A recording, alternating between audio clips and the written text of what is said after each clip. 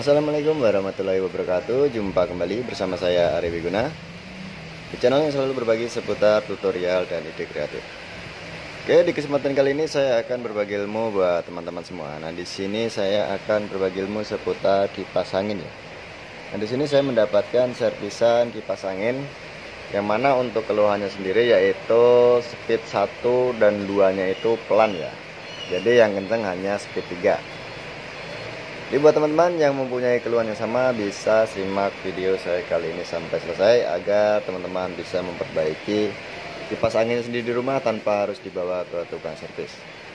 Jadi seperti prosesnya kita langsung mulai aja. Nah, untuk keluhan yang seperti ini yang pertama kita akan coba nyalakan terlebih dahulu ya untuk memastikan bahwa speednya itu memang bermasalah ya. Jadi speed 1 2-nya itu pelan ya. Kita nyalakan dulu. Ini di 0 ya. Nah, ini speed 1. Ini muter tapi pelan. Kita tahan pakai tangan aja, berhenti seperti ini. Oke. Kalau speed 2-nya, nah speed 2-nya sama pelan. Nah, ini speed 3 yang paling kencang. Oke. Nah, untuk keluhan seperti ini teman-teman periksa dulu untuk bagian asnya ya. Jadi sebelum teman-teman periksa ke bagian yang lain, itu yang pertama periksa di bagian as. Caranya mudah ya. Untuk periksa bagian as itu teman-teman cukup goyang seperti ini ya. Digoyangkan ke atas dan ke bawah. Bukan begini ya, bukan maju mundur ya, tapi ke atas dan ke bawah seperti ini. Nah, ini. Oke.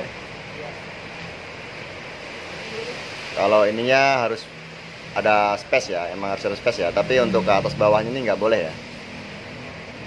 Nah, kalau kondisi seperti ini biasanya asnya itu aman. Asnya aman karena kondisinya juga masih enteng ya. Kalau as baret biasanya dia agak berat ya. Ini enteng. Nah, lalu teman-teman bisa buka dulu bagian cover.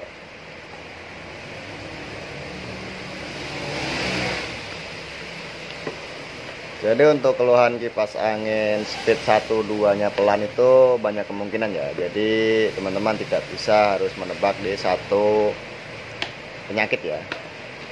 Jadi caranya seperti tadi ya. Diperiksa dulu untuk bagian asnya, diperiksa. Kalau asnya aman baru teman-teman bisa periksa di bagian dalam. Nah, ini as belakangnya ya.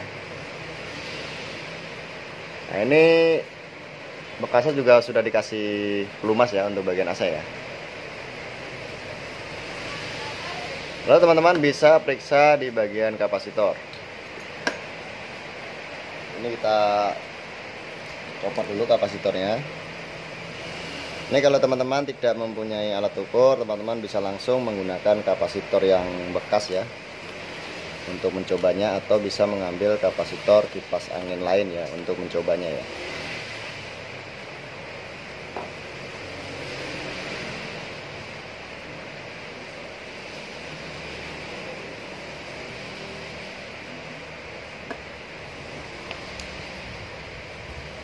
Oke, untuk ukuran kapasitornya ini tertulis 1,2 mikro ya. 1,2 mikro. Kita potong. Nah, ini saya akan coba menggantinya menggunakan yang 1,5. Ini nggak apa-apa ya. Untuk mikro kapasitor itu kalau naiknya cuma sedikit itu nggak masalah. Jadi teman-teman tidak usah khawatir ya. Ini sekarang kita pas dulu. Ini bekasnya ada solasi, mungkin udah mau diganti kali ya.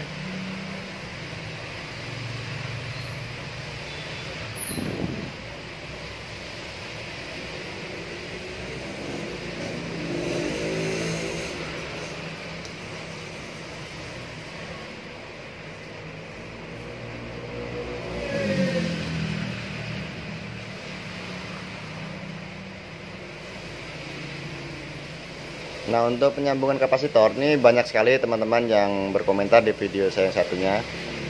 Untuk penyambungan kapasitor ini teman-teman bebas ya. Untuk kapasitor dinamo seperti ini bebas ya.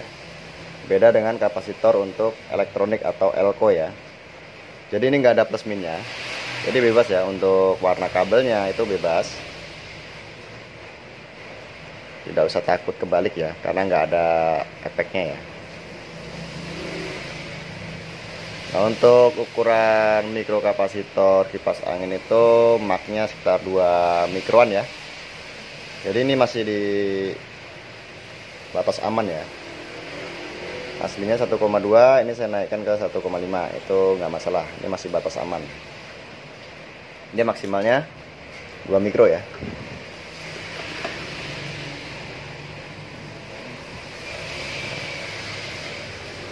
Oke, kita tutup dulu supaya nggak nempel.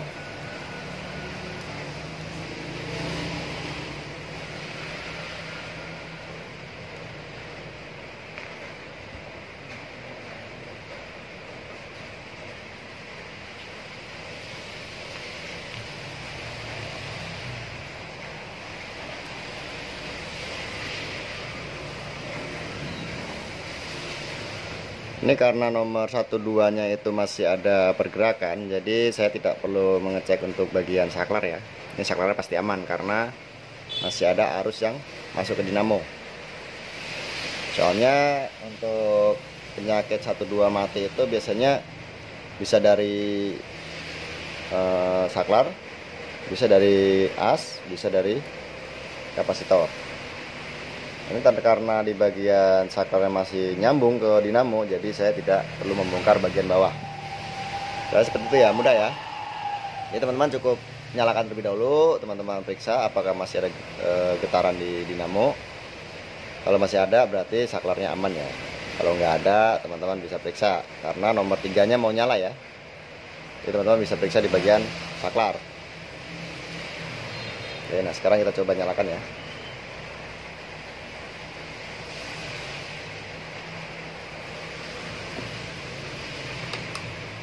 Nah, ini teman-teman bisa lihat. Oke. Nah, ini dia udah ngelawan ya. Ini nomor 1. Ini nomor 2-nya. Tadi kita giniin aja berhenti ya. Nah, ini sekarang nomor 3-nya. Oke.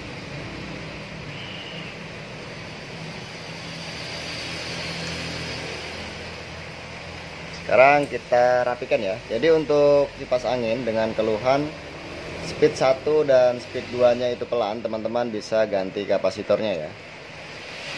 Untuk pengecekannya, teman-teman bisa ngikutin langkah-langkah yang tadi saya berikan sebelum teman-teman lari ke bagian yang lain ya. Teman-teman bisa periksa bagian asnya, bisa periksa di bagian saklarnya.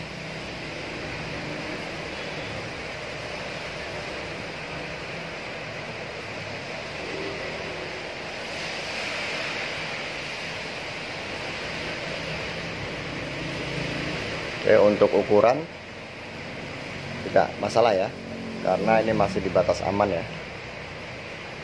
Yang penting jangan dikasih terlalu besar.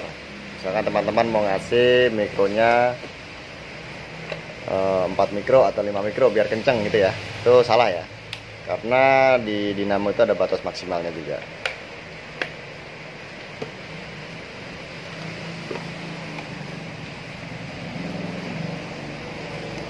Oke, kita coba nyalakan. Oke, aman ya. Ini speed 3-nya kita matikan. Oke, speed 1-nya ini juga kelihatan lebih kenceng ya.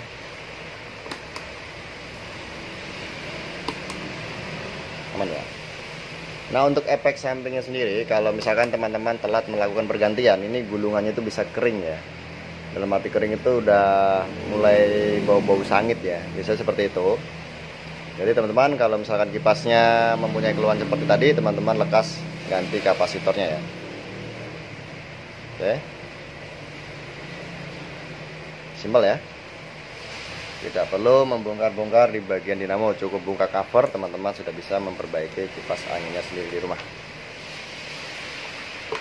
Mungkin cukup sekian teman-teman video dari saya. Semoga video saya kali ini bermanfaat buat teman-teman semua. Jangan lupa di share agar teman-teman kalian juga tahu apa yang kalian tahu. Sekian dan terima kasih.